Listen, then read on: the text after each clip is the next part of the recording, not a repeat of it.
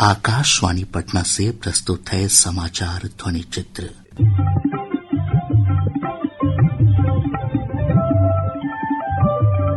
आज के इस अंक में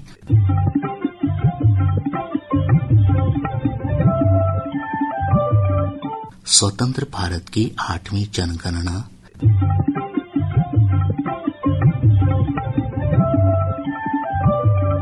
प्रधानमंत्री नरेंद्र मोदी का प्रस्तावित बिहार दौरा,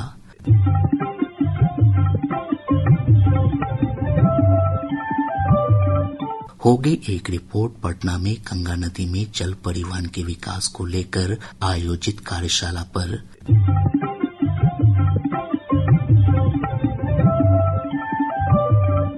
और जानेंगे अंतर्राष्ट्रीय योग दिवस को लेकर राज्य में की जा रही तैयारियों के बारे में।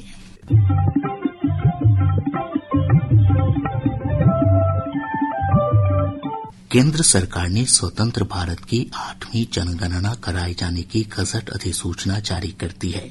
गृह मंत्रालय से जारी अधिसूचना के अनुसार जनगणना के पहले चरण में 1 अक्टूबर 2026 से लद्दाख, जम्मू कश्मीर, हिमाचल प्रदेश और उत्तराखंड में गणना की जाएगी। वहीं देश के अन्य भागों में दूसरे चरण में जनगणना का काम 1 मार्च 2027 से शुरू होगा। एक रिपोर्ट। जनगणना 2 चरणों में की जाएगी। पहले चरण में प्रत्येक परिवार की आवासीय स्थिति, संपत्ति और सुविधाओं के बारे में जानकारी एकत्र की जाएगी। वहीं दूसरे चरण में प्रत्येक व्यक्ति की जनसांख्यिकीय, सामाजिक, आर्थिक, सांस्कृतिक और अन्य जानकारी एकत्र की जाएगी। इसके अलावा इस बार जनगणना में जाति गणना भी की जाएगी। जनगणना कार्य के लिए लगभग 34 लाख प्रगणक और पर्यवेक्षक तथा लगभग 1,30,000 जनगणना पदाधिकारी तैनात किए जाएंगे। यह जनगणना मोबाइल एप्लीकेशन के जरिए डिजिटल माध्यम से की जाएगी। लोगों को स्वगणना का प्रावधान भी उपलब्ध कराया जाएगा। संग्रहण, प्रेषण और भंडारण के समय डेटा सुरक्षा सुनिश्चित करने के लिए कड़े डेटा सुरक्षा उपाय लागू किए जाएंगे। यह जनगणना प्रक्रिया शुरू होने के बाद से 16वीं जनगणना है और स्वतंत्रता के बाद 8वीं जनगणना है। अनुपम मिश्र, आकाशवाणी समाचार। प्रधानमंत्री नरेंद्र मोदी 20 जून को 1 दिवसीय दौरे पर बिहार आ रहे हैं। श्री मोदी सीवान के जसौली में आयोजित समारोह के दौरान विभिन्न योजनाओं का शिलान्यास और लोकार्पण करेंगे। प्रधानमंत्री का एक जनसभा को भी संबोधित करने का कार्यक्रम है। भाजपा के प्रदेश अध्यक्ष डॉक्टर दिलीप जायसवाल ने कहा कि प्रधानमंत्री के आगमन को लेकर लोगों में खासा उत्साह है।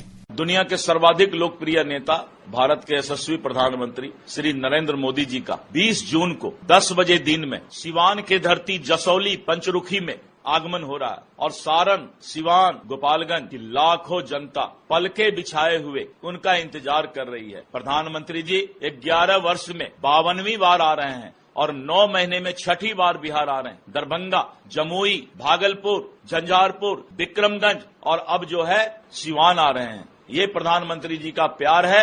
आते भी हैं, सौगात भी लाते हैं। राजधानी पटना में पिछले दिनों गंगा नदी में जल परिवहन के विकास को लेकर एक कार्यशाला आयोजित की गई। कार्यशाला को संबोधित करते हुए केंद्रीय पोत परिवहन और जलमार्ग मंत्री सर्बानंद सोनोवाल ने कहा कि बिहार को आंतरिक जलवाह केंद्र के रूप में विकसित किया जाएगा। श्री सोनोवाल ने कहा कि पटना में वाटर मेट्रो की शुरुआत की जाएगी।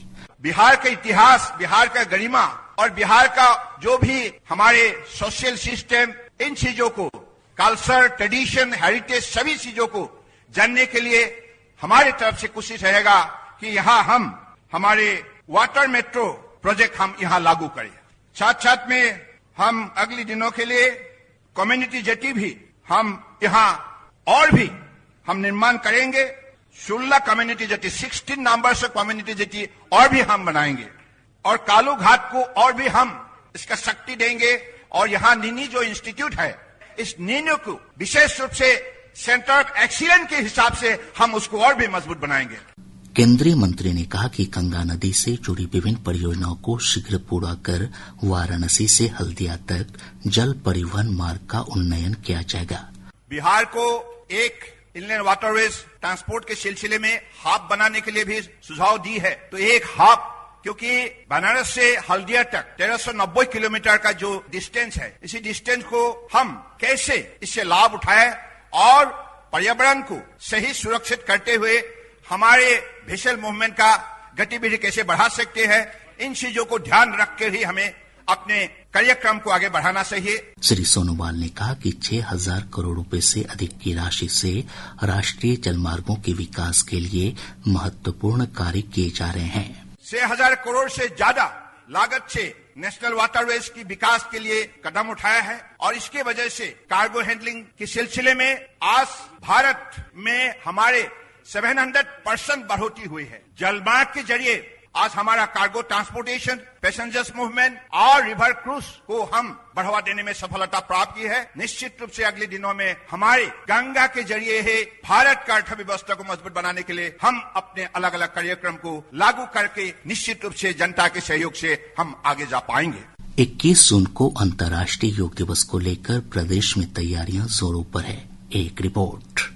अंतर्राष्ट्रीय योग दिवस पर प्रदेश में वार्ड स्तर पर योगाभ्यास सत्र का आयोजन किया जाएगा। स्वास्थ्य मंत्री मंगल पांडे ने कहा कि इस सत्र में लोगों को योग के महत्व के बारे में जानकारी दी जाएगी।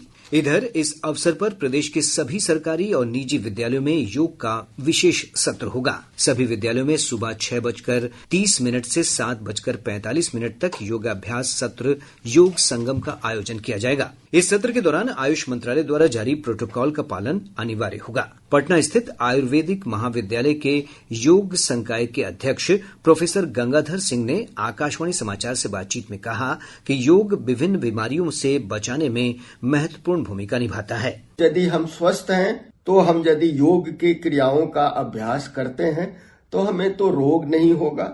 उसके लिए बहुत सारे अभ्यास बताए गए हैं, उसको प्रतिदिन हमको अभ्यास करना है। और दूसरी बात ये कि यदि हमें रोग हो गया तो उसके लिए भी अभ्यास बतलाए गए हैं और हम अपने को स्वस्थ भी बनाते हैं। तो इसमें योग की क्रियाओं की अभ्यासों की बहुत ही अहम भूमिका है।